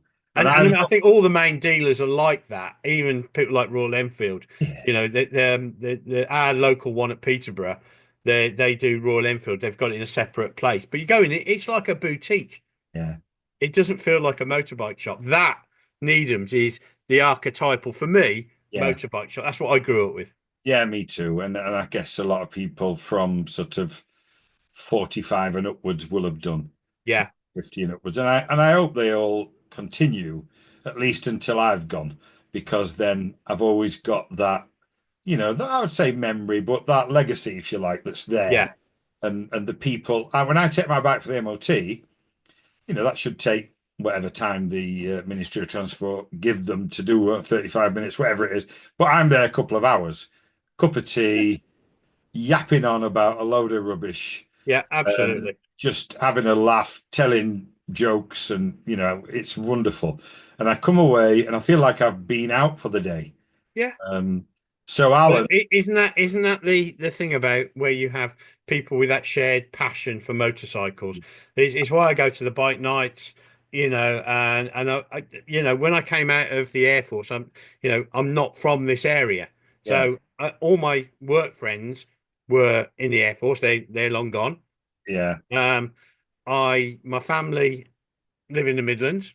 yeah, So again, no family nearby apart from my immediate family that are here. yeah, And I never went to school with any of them because yeah. again, so Yeah, I had to start from scratch and the bike meets were a big part of that, absolutely. and the camaraderie. I did a lot of veterans stuff.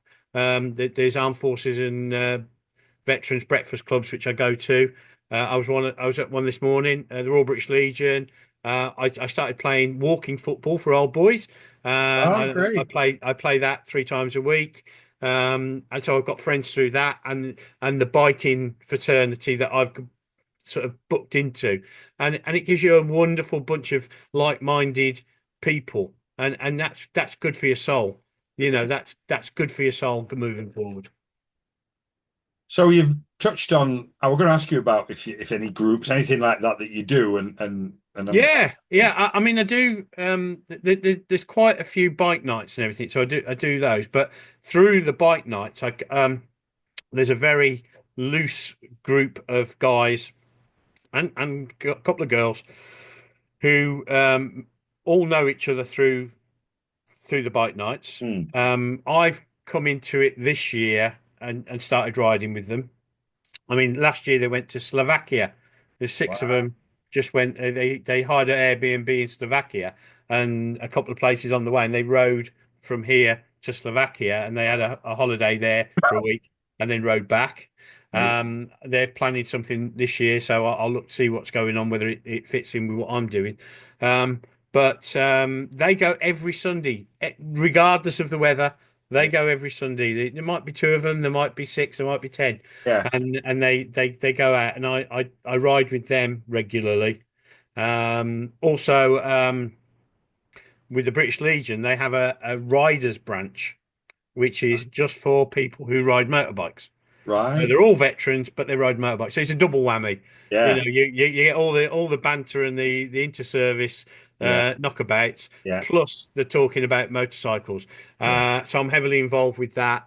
We have a breakfast every month, and then during the summer we every month we have a ride out together. Usually to some place. I mean, East Anglia is so much military history here. Of We will course. tend to ride out to some place, maybe a museum, maybe a monument. We did Rougham Airfield, which was an old American air base, which they've made. They've recreated a B-17 base, and we Oh, we were right. we were special guests there, and we had all the pictures of the bikes and everything, and we raised money for the British Legion while we're doing it. So I do a lot with them as well. So from I'm actually doing a lot more miles now than I was probably when I was in the Air Force, but I didn't really have an awful lot of time for that. Yeah. Now I'm out, and I work from home now, and so I've got the time to do that kind of thing. Great. So you talked about, or we touched on about younger people, how we should support them into coming Yeah. into our hobby, if you like.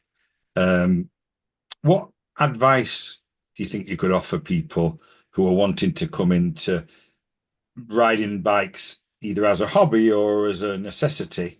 But Yeah. more likely nowadays, it's going to be more as a hobby. Yeah, What I, would I you think advise? I think one of the things I learned, and I learned my wife had quite a bad car accident in 2004, and she was in an old Nissan. I don't know why this is anything to do with motorbikes. It'll No, come. no, it's She fine. had an Yeah, old Nissan Micra, right. and she had an accident. A drug driver wiped her out, and she's permanently disabled as a result. Um, but had she been this Mark One Nissan, well, it was a Mark Two Nissan Micra, the bubble one, the Yeah. body shaped one, and the car just folded. Mm. It was a perfect sort of car that you give your son. Oh, have that. Don't you'll have a scratch on it, but don't worry because That's it's it. not worth a lot. It's not a big. That was the conventional wisdom. Mm, The wisdom that I've learned from life with that is you buy the safest thing that you can afford because the most precious thing that you have is your children. yeah. So for me, if I was looking to my son, for instance, he's 30 now, but if he was looking to start, I would be saying, okay, the bike must have ABS. Yeah. The amount of times that my worthless hide when I've run out of talent, even as an experienced motorcyclist, the ABSs are so unintrusive, you don't know they're even there. No. But when you run out of talent, they're there to prevent the accident in the first place. So I won't ride a bike without ABS Yeah. because I know on 3 occasions I've had ABS kicked in and it saved my life. You've now got traction, even on smaller bikes, traction control. And anybody says they're not powerful enough to lose a back end, I've lost back ends on a fizzy. Of Not course. being funny, Yeah. you can lose You that. only So need to lose if it's traction between. available, Yeah. if those safety features are there, take advantage of them. The new bikes are there that they're inexpensive, they're simple systems, but they can make the difference between the best possible kit that you can afford, you know, and you don't need to buy an RI helmet. I No. have an RI helmet, I can afford it. But Yeah. as long as the safety certificate is at the latest, the best one, we do, and quality kit. You've got to dress for the slide, not the ride, as the Americans say, Mm. which is, you've got to assume that you're going to come off. I remember running around in Levi's jeans, pairs of trainers, Yeah. and True. leather jackets with crap helmets. I got away with it. I wouldn't want anybody that I love to be in that position. No. And the most important thing is to get training. I know the new test will put them through it, but Yeah. there's a lot of really good basic training courses Yeah. to give the guys that basic. I wobbled around on the FS1E and even probably in the GP100 for ages. Mm. Um, I would not even uh, consider my son or anybody that I loved to be on a motorcycle without proper training to keep them safe. The road is a very different place than it was in 1980 when I started. So, True. training, kit, and a bike with the latest safety things. And as I say, the so I got cat trashing something out the back there. Those are the things that I would honestly say if anybody wanted to start. No. Those are they produce a foundation of skills and equipment that will help you to survive in a very motorcycling is very unforgiving if you don't get it right. That is a really, really good, comprehensive group of things to advise people, Bob. And I completely agree. I think people, there's a term, all the gear, all the time. Yeah, And it's like the equivalent of clunk click every trip when yeah, people talked about the seatbelt. Um, you can come off very low speed. And I know people are going to listen to this. Might only be two or three, but people will listen to this from not just from the UK and in the US. I travel a lot to the US and some states you don't have to wear helmets, and you see people. It's like part of the culture, yeah. not wearing a helmet, just wearing a vest, and war on earth. I have seen people have the most minor accidents and the most horrific injuries. So, you don't have to bang your head without a helmet. I mean, I, I've and I mean a lot of people do that because of the hot weather. yeah, of course. And It's tempting. I can see I've it. got a vented jacket, Yeah, and even on the hottest days, it's got DO3 armor at the back. yeah, It's got them on the shoulders, on the pads. It's scratch resistant, so that when you're going down, it'll the abrasion resistant, so not scratch resistant. yes, yeah, It will protect me, even though you keep cool. yeah. You don't need to be hot and No, bothered. no. Even You in the can, hottest countries, I yeah, would recommend that people absolutely. wear. Vented gloves. Vented. Yeah, I've got a set of summer gloves with vents. yeah, My hands are lovely. yeah. Yeah, definitely. I mean, that's some really good advice. That there's absolutely no doubt about it. As for the ABS, I've got my old Triumph. It hasn't got ABS, but you know what? I can't pretend it's not on my mind, and I Yeah. can't pretend there's a reason why it's only got five Oh, thousand there are miles old. there's I've been looking to possibly buy a second bike. Yeah. And I went down the route of classics. A Yeah. couple of guys have got really, really nice Nortons. I got into the brand and understanding it and everything. Yeah. And I I thought about it. I mean, these bikes don't have ABS. They don't have great brakes. They are what they are. They're 1970s, 1960s bikes. Yeah. I said they do one now, the 961 Norton, which actually is the same sort of price as the classics. Yes. It's I got know the stuff. ABS. Yeah. And I'm sitting there going, well, do you know what? If that's a trade-off, I'll have the modern one. Yeah. And yeah, they scoff all you want. I don't worry about what other people think. No, no, When you I get to ended up 60, if you're the still first going to be time worried about what other people think about what you ride and what you wear, then the, you're a the little bit first time I had the ABS, because I had to specify ABS as an extra when I bought my first GS. right. I was in Coventry. I was coming from Watisham back home, and I was driving through Coventry, and there was a big lorry on a roundabout, not far from we were talking about there, Brighton, not Yeah. around that area. Yeah. And I pulled up to the back of it, went to go round, plenty of space, and the trailer came across.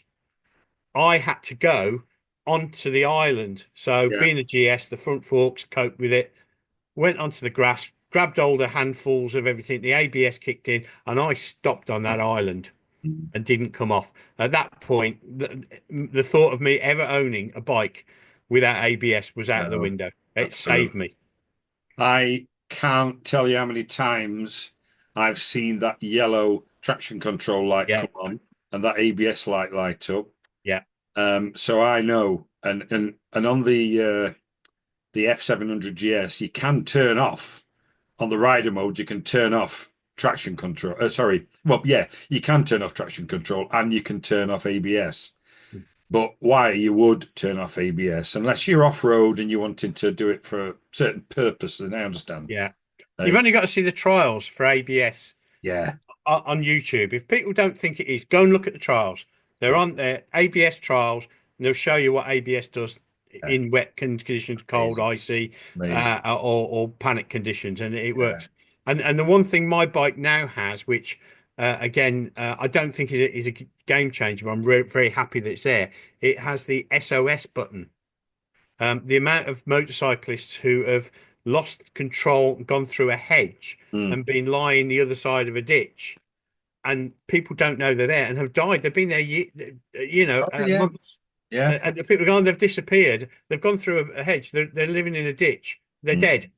Yeah, And but the system picks up that you've had a crash, yeah, and sends the message to the emergency services telling them where you are. yeah, yeah. It's not a game changer at the moment, but it's a very nice thing to have. Um, there's no doubt that technology has got its place when it comes to safety, and you just have to. I mean, it's been on cars for so long, Yeah, and I think my biggest experience of ABS has not actually been on a bike. Well, my first experience, it was an old Volkswagen Beetle that I had, yeah. and I went to. I'll never, ever, ever forget it. I went to Skegness, and I was about 17. It was on one of my first cars, and it had cross-ply tires on it, and drum brakes and certainly no ABS.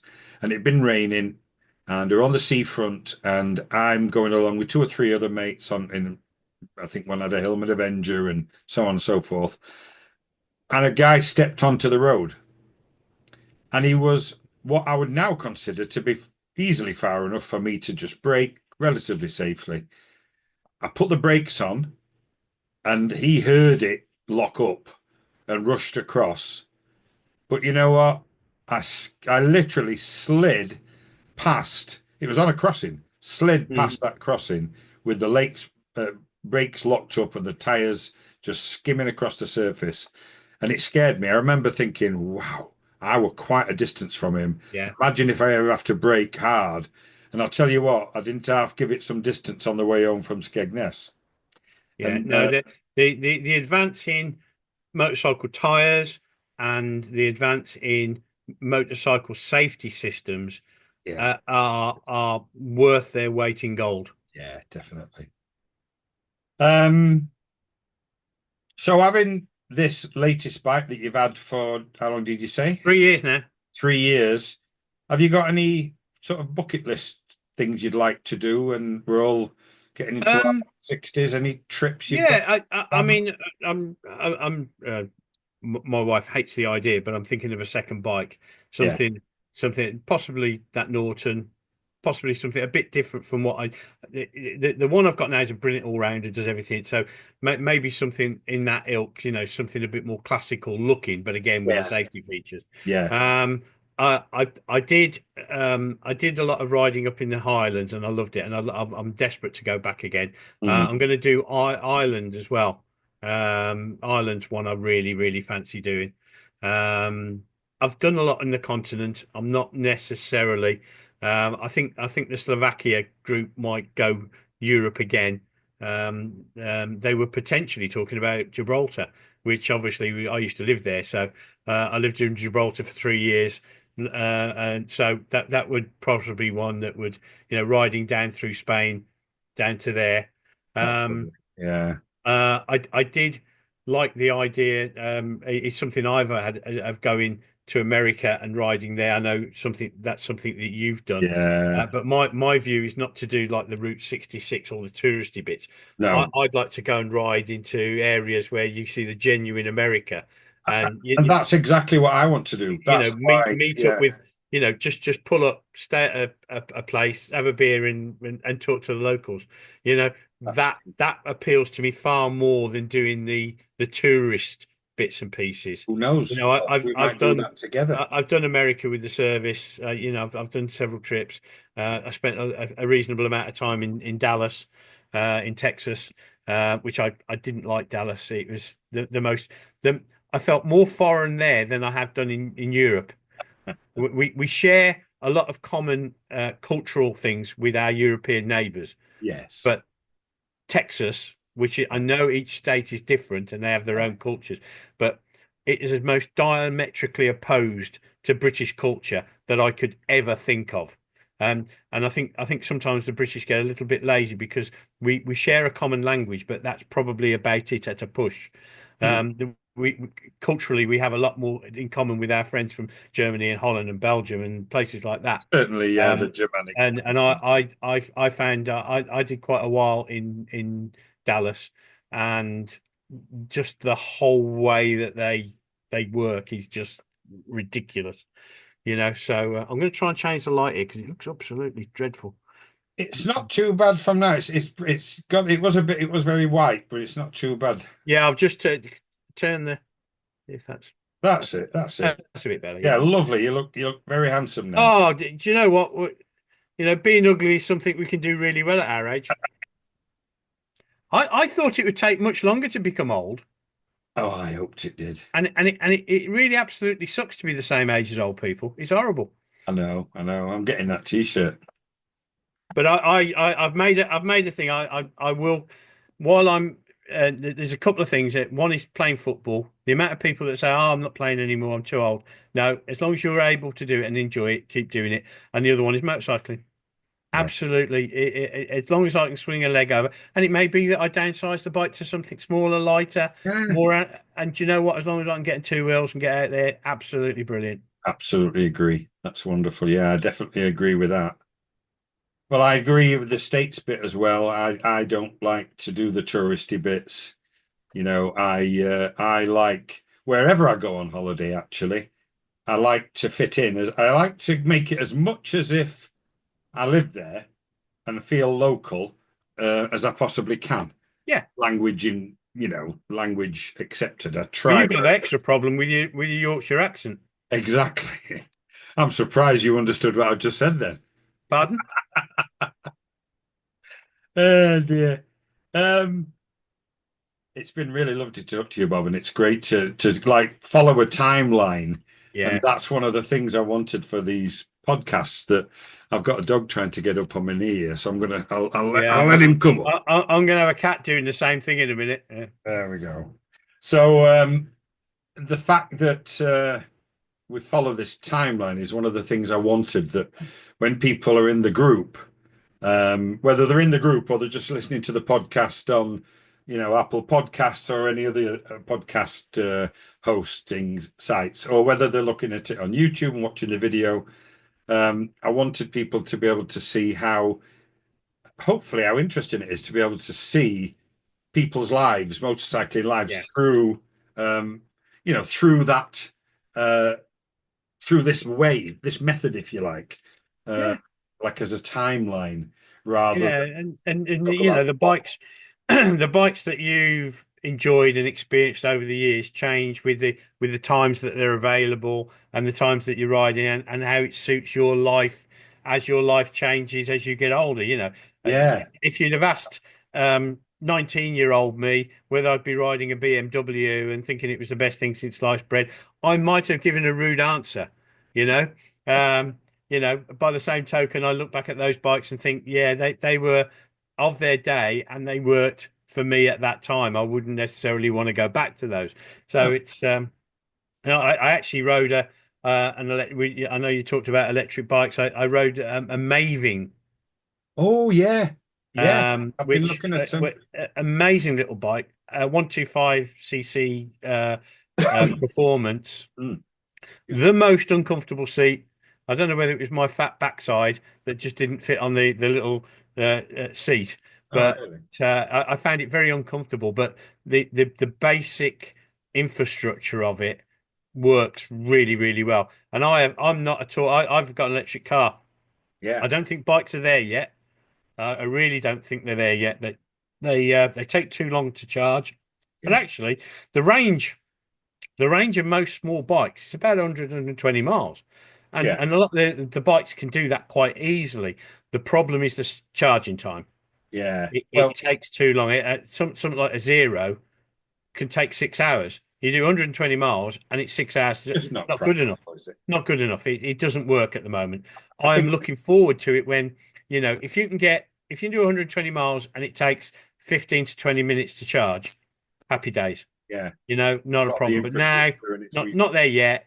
Cars, absolutely they're there yet. There's no reason why you shouldn't have a car unless you're a rep and doing, yeah, you know, four or huge five hundred miles up miles. down the A1. Yeah, It's not good. But for most people, the average distance people travel per day is about 30 miles.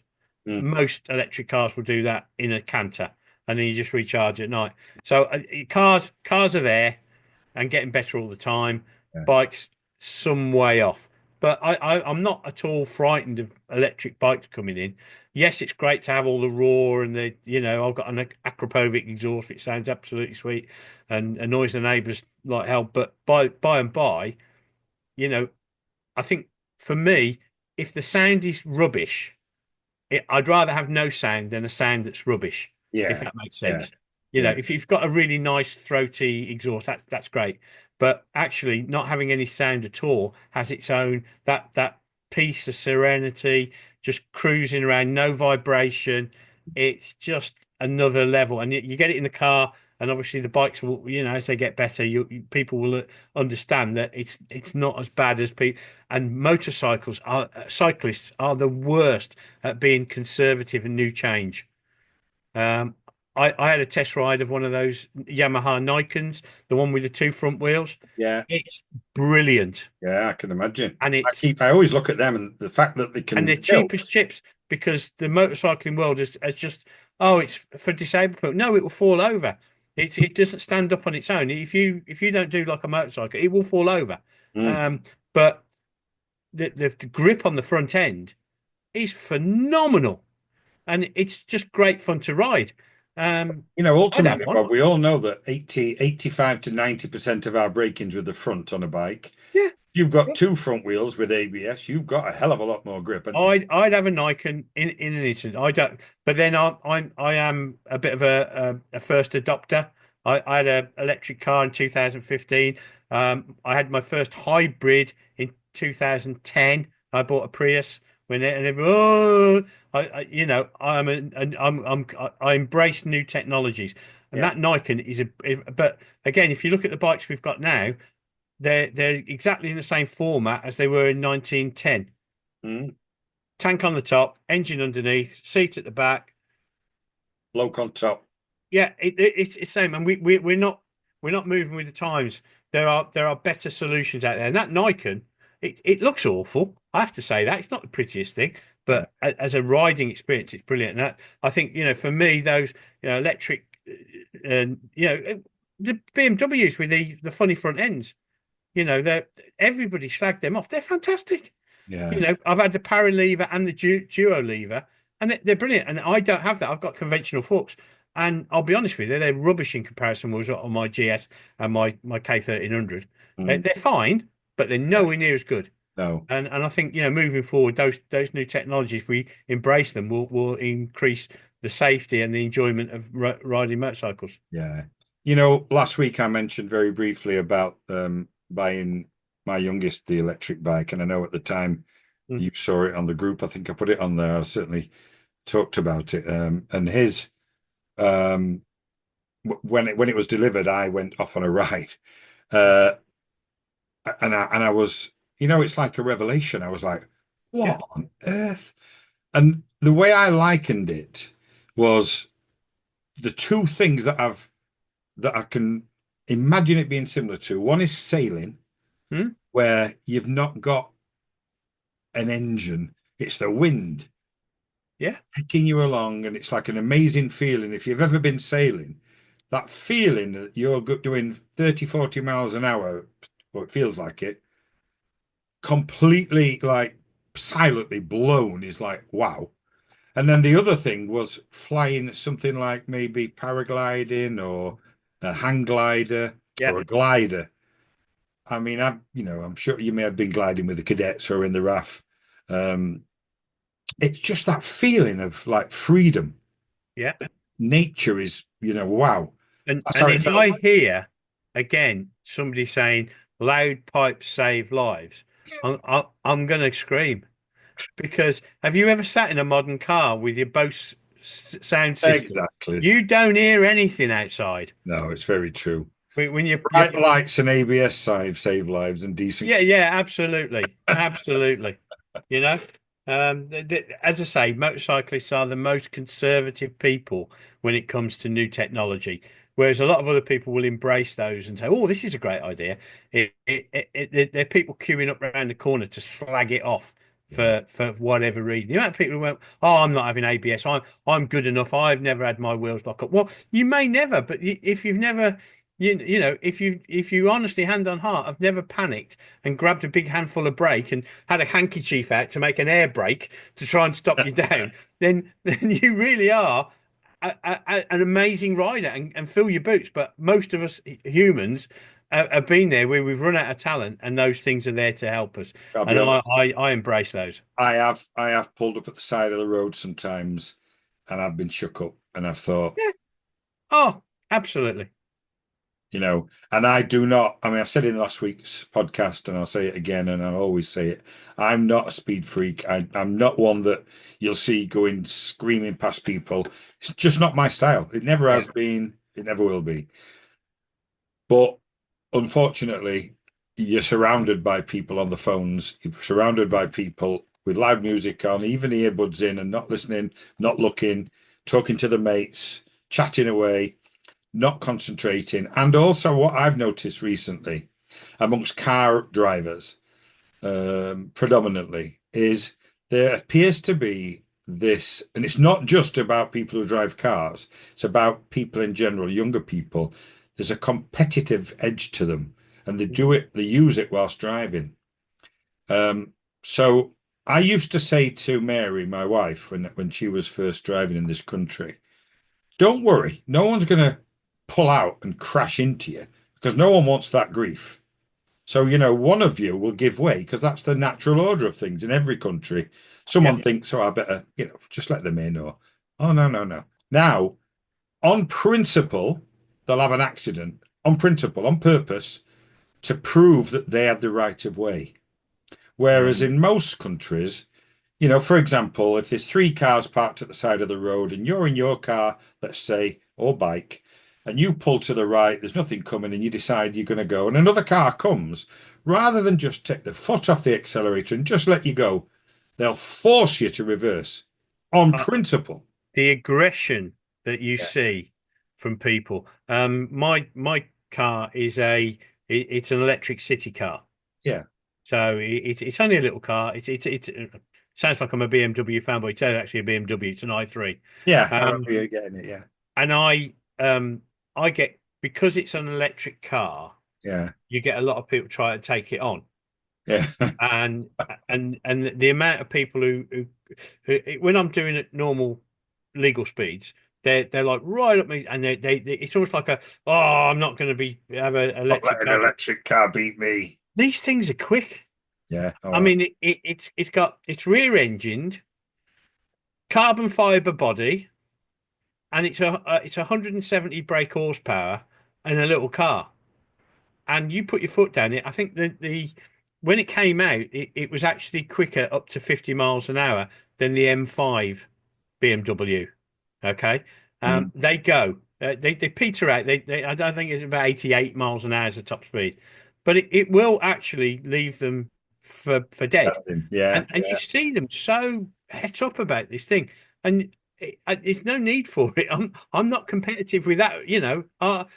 To be honest, I'm not racking mine up because I don't want to reduce my range to a point where it becomes a problem. So Yeah. I'm Exactly. I'm very careful, very smooth how you ride things. Yeah. But yeah, no, it's the time is changing. Yeah. Definitely. So we have to be aware of that, and that sort of harks back a bit to that, Yeah. the right gear and having the Oh, right oh, protective absolutely. equipment Yeah. and riding. I mean, for me, I'd just add to that.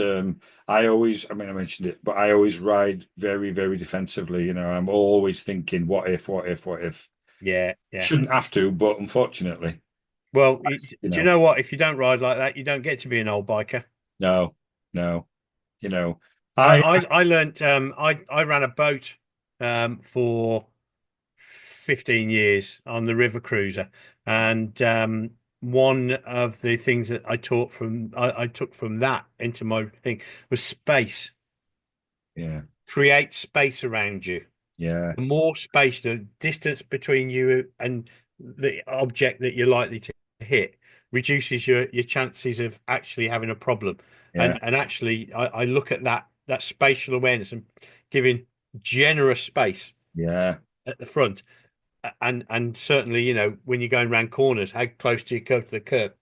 Give that space. yeah. And it's a really it makes you a lot calmer when you're riding as well. It does. Any risk that's minimized means that your stress levels are a bit lower, aren't they? Absolutely. I And you remember enjoy it going more. to a bike night and having a conversation like this, and this guy said to me, he was on a sports bike, not that that's necessarily relevant. I was saying that at a T junction, for example, and the one I've got in mind, I'm on the A638. There's a side road coming out of it. It's a T junction. Cars waiting to turn right. I'm coming from their right. And I've got right away, of course. And there's double white lines. They are obliged by law to stop. And they do usually stop. But they're still on the phone or looking at this massive screen in the car, or they're talking, or whatever they're doing. And I'm always very cautious as I go down that road. It's a 60-mile-an-hour limit. Now, if you think I'm going past that T junction at 60, you've got another thing coming, because I'm never doing that ever. So I'm going down to about 40, 30 even. I'm thinking, have I got enough room if he pulls out, she pulls out, to go in front of it or behind it? I'm always thinking. And this guy, or a couple of guys actually at this bike night, said, pussy. And I just said, what? And they went, if I've got right away and it's a 60, then I'm doing 60 and I'm going past them. And I was like, so what if they pull out? Well, they shouldn't. I said, what if they do? Oh, they won't. Well, I said, listen, mate, I Yeah. have no idea where you're coming from, but if they pull out and you run into the side of a car at 60, you're dead. And probably in the UK where we drive, the steering wheel's on the right, they're dead as well. Yeah. Yeah, that's why they don't pull out. I said, oh my God. And it just made me think, get a grip. Yeah, I mean, I've lost a couple of bike buddies, Yeah. and both of them, to be honest, I can put down to their error. Yeah. One, one when I was at Lavington, he had a GS 1000 Suzuki, and he was splatting around the Wiltshire roads. Went round a corner and went into the back of a threshing machine. And he was far too quick, Yeah. and he was killed there. And then another guy who was actually here, who not long ago we did a St Ives to St Ives run with the bike club for the RAF station, and he was a lovely fella. I knew his son his son was in cadets, and I was helping with cadets, and he got one of the Firestorms, Yeah. the VT thousands. Yeah. And he decided on the way home to overtake 5 cars in one go. But the car at the front decided to turn without indicating. As they do. Went across. He went into the back, doing probably about 80 into the side, flipped him into a ditch and broke his neck, rolled the car. The impact of the bike hitting actually, it was a small car, rolled it. It was their fault. They should have, Yeah. but he should not have been doing that. Exactly. Accidents, I always say, are usually a combination of 2 or 3 things going wrong at the same time. So you might be going too fast, and 90% of the time you might be okay. Yeah. But if you're going too fast and someone turns right without indicating, or does a U-turn, or a tractor pulls out without looking, or someone's on the phone at a T-junction, or you run out of road on a bend, or someone's on the wrong side of the road on a bend, that's when you're dead. So, Well, yeah. sort of going back to my Air Force career, my job was weapons technician. So I deal with rockets, missiles, bombs, explosives, all that thing. And a big part of it is safety. And the first sort of week of going through the training, they recreate armament disasters, Right. and they're rarely one problem. Yeah, exactly. There will be a chain of events, small things that multiply together to create. You take one of those links out of the chain, It won't happen. it doesn't happen. Yeah, exactly. And that's what you've got to try and do. You've got to try and iron out those chances of something going wrong. If you can negate that risk, the end product, which is a disaster, doesn't happen. No, I totally. And that's from a I know people think health and safety is a terrible thing. I don't. You look at the people when we were growing up, the amount of industrial accidents and how many you get now, it's much less because people understand this chain of events and taking those links of the chain out to reduce the overall thing. And that is absolutely part of what motorcycling is. Mitigating risk where it's not necessary. Right. We're coming towards the end. We've been doing really, really well time-wise. It's time flies when you're enjoying yourself. But I don't want to end the podcast on worrying about accidents. So I'm just going to ask you a quick question, really. If you were to replace your beloved BMW, Yeah, the bikes that are available now, what would you choose? well, I don't think I would replace it. That's probably the first thing. I think I will keep it and have, well, you have to a bike that gives you something that it doesn't. Yeah. And the one thing about my bike, even though I think it's gorgeous, you can park it in a car park. Nobody gives it a second glance. It's That's another the old same man with my BMW as well. old man BMW. And sometimes you like to have something that is interesting. Yeah. I've looked at the Norton 961, Yeah. which I've ridden. That is a funny bike to ride. It looks drop dead gorgeous. Once you get over 65 miles an hour in top gear, it feels like it's going to rattle your fillings out. Really? But the feeling you Newer get, ones or the ones, yeah, not the ones before no, mechanical bankruptcy. when you hit the sweet spot, oh, it's just glorious. Right. Just glorious. So that's one that I've looked at. Also looked at the BMW. I looked at Harley Davidson's, and to be honest, again, the finish is not great. But I looked at the new-ish R18 BMW with the big 1800 Boxer, and that's just a beautiful bike. I haven't ridden it yet, so that's on my list to look at. But whatever it is, it will be something interesting. It Right. won't be as competent as the bike I currently have. That's why I'm going to keep it. But Yeah. it would be something that gives me something a bit different. Something when you walk away and you look back and it's that pride of ownership of something unique and different. So it would be something of that along that ride. Obviously, it still has to brake well, corner well, all the things that you go for. But Yeah. it will be something a bit different. And although the R18 obviously is another BMW, I am keen to do something else other than a BMW because it's been a very long time. It's been 1990 last time I had anything that wasn't a BMW. So yeah. Wow. So that's 34 years. So Yeah, yeah. you I do, chopped that KR1S for my. I sold it and then bought the BMW in 2000. So yeah. from 2000 onwards, I've had BMWs the whole time. So it's time to have something else. Well, I If, thought if you might have already gone for something else when I heard they were shutting these four BMW factories. I thought Bob stopped financing BMW. Absolutely. No, I'm a nightmare because I bought it from a dealer in Wolverhampton, and the guys are Raj. He's a lovely fella. He's a Sikh guy, Yeah. and he emails me monthly.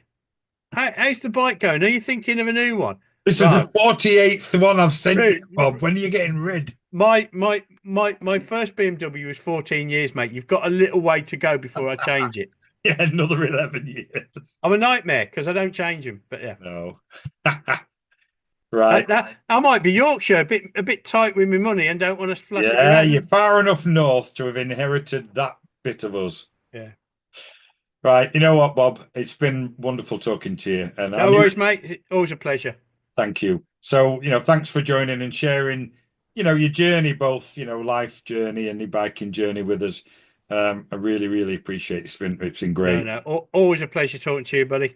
Thanks, mate. So I just encourage other, people who listen to us just to subscribe to the podcast or on eBay.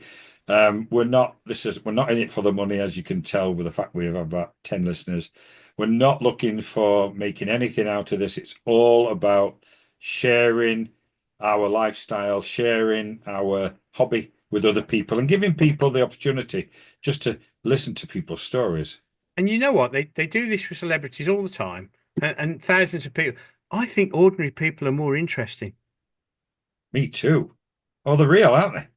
Yeah. Yeah. We're all the same. Right, Bob, great to talk to you. Thanks again, mate. No worries, bud. Look after yourself. Yeah. You take care, We'll catch up very soon. and we'll catch up soon. Yeah. We will. All the best, mate. We've been saying that for about 3 years. I know we have, yeah. Get our We thumbs out of definitely our need to. backsides and actually do it one day. We definitely do. We do. All right. All the best. Right, And mate. thanks, everyone, for You listening. take care. See you And soon. you, mate. Bye-bye. Bye.